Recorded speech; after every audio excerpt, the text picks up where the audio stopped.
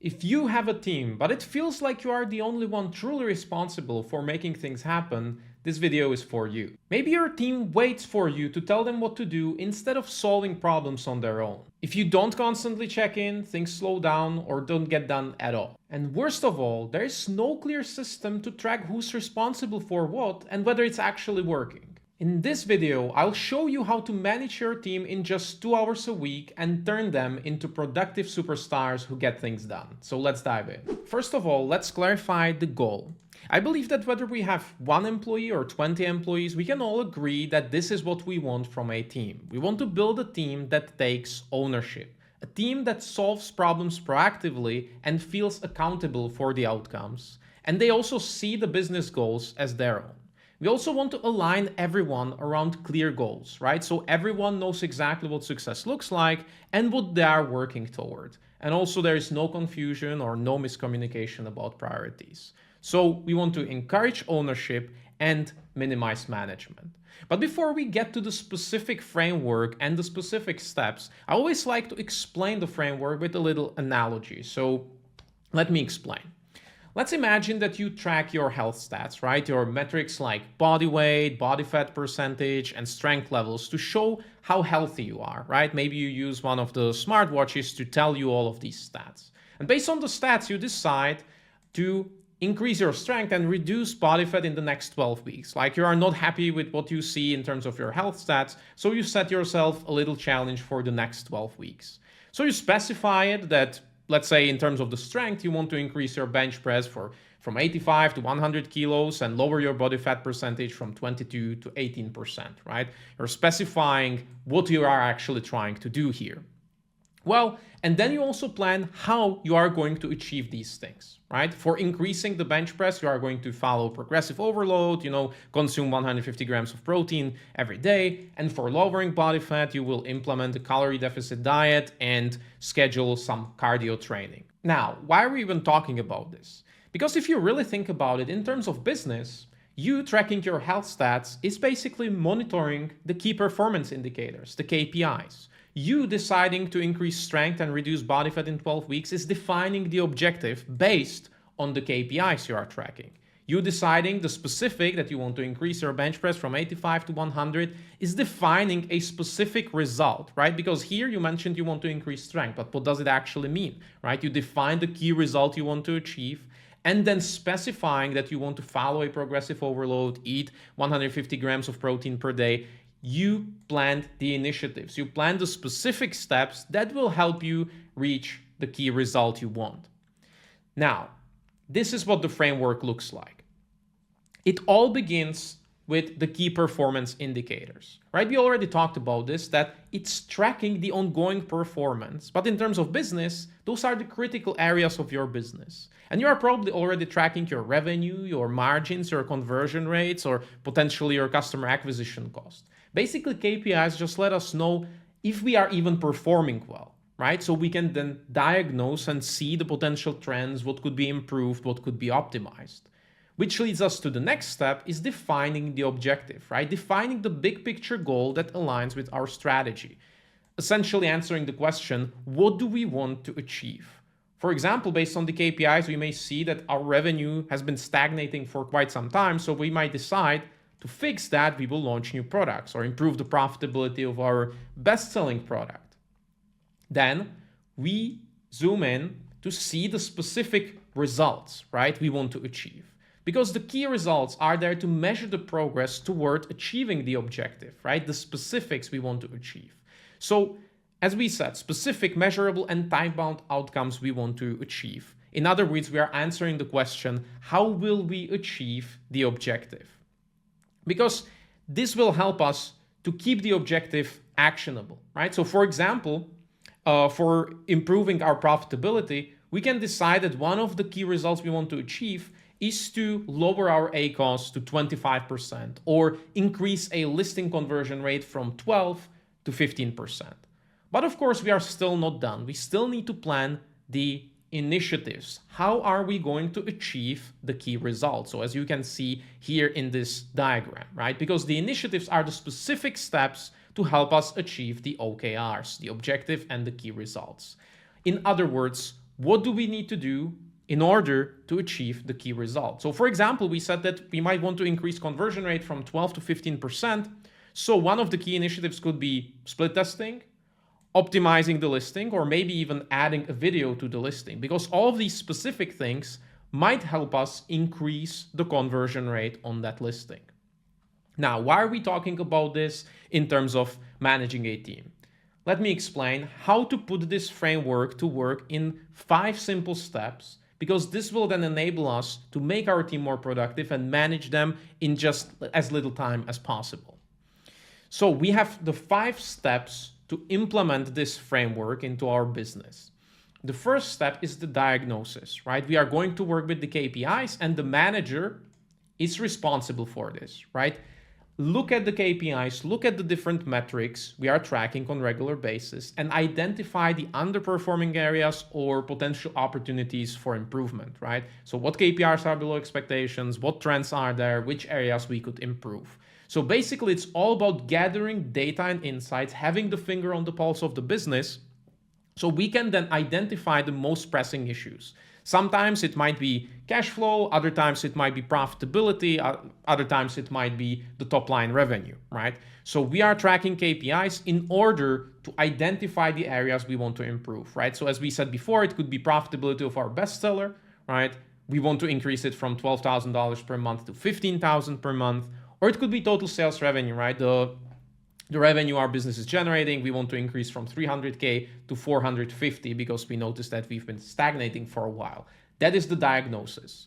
Step number 2 is defining the objective and key results, right? Specifying what we are going to do and how are we going to achieve that. Again, this is the manager's responsibility. And you probably noticed this, that now we are talking about your responsibility as the manager, because the whole idea here is that we are going to spend the time up front to define everything that will make our job easier later on, so we don't spend as much time managing the team, right? So now the manager set the high-level objective based on the desired outcome, right? That is, the desired outcome is to improve that specific KPI we diagnosed over here in step number 1. Then we want to list the key results that would help us achieve the objective, right? And we also share the objective with the team to ensure they understand the why. Because sometimes if you send to our PPC specialist that you want to decrease the ACOS, they might not really understand what you are trying to achieve, right? Or the profitability, maybe you assign this task to your brand manager to optimize the listing, and they don't feel as aligned because they don't understand the big picture, right? So sharing the objective with the team helps to understand the why. And also we want to request feedback from the team to finalize the key results, right? Because especially if it's something you haven't been doing for some time, because you have a teammate doing that, you want their input, like what's realistic, what can we actually achieve, right? So in this step, in defining the OKRs, we clarify the objective, define 2 to 4 key results per objective, and then communicate to the entire team, right? And especially the people that will be responsible for that. So it can look something like this, right? We decided that our profitability of our bestseller is not the best, it's been declining. We decided that we want to increase it from 12 to around 15,000. So the objective is, now getting more specific, improve the profitability of our best-selling product by 25% in 12 weeks. And one of the key results, how we are going to get there, is to lower the ACOS to 25% across all product campaigns, right? That could be one of the key results. Or potentially, we want to grow our revenue by 150K per month by launching 3 new products in the next 6 months. So one of the key results, of course, would be to begin the development, begin the sourcing of the products.